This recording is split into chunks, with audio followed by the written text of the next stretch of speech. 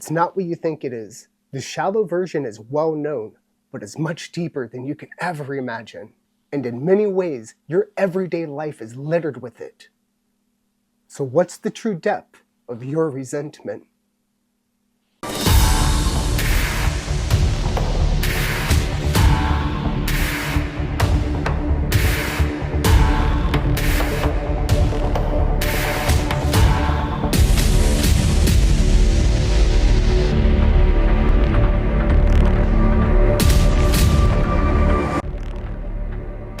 I mean, let's face it, every parent feels it.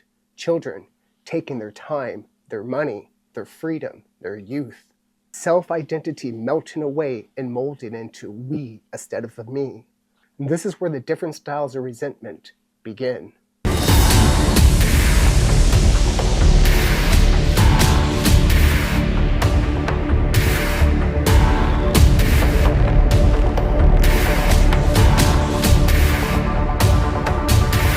Parents blaming children for the actions of them having them.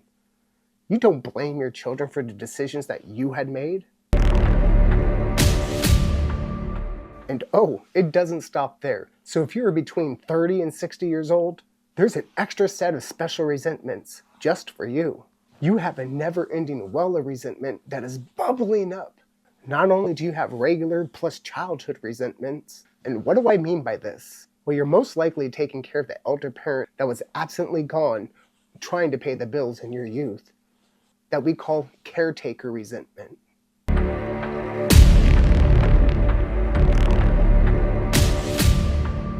So you basically had to raise yourself outside of them providing you just the essentials, and now roles have flipped. You are now the parent and the child of the person that you were caretaking for. And you are now realizing that you are much better at it than they ever were. And so these simultaneous thoughts start to bubble up inside your brain, inside your emotions. You have become the parent and the child to your own parent. And this can fuck you up, my friend. If you are not emotionally and mentally prepared for this, it will rip you apart. So you see, resentment isn't just missed out opportunity. It isn't the should've, could'ves, and would'ves in the world that you should have played on in life. It is the surmounting pressures of all of that, and realizing you would have been better if you would have taken action sooner. So resentment is truly the loss of time when action can no longer be applied. So be efficient now. Never let yourself reach this state by applying yourself now.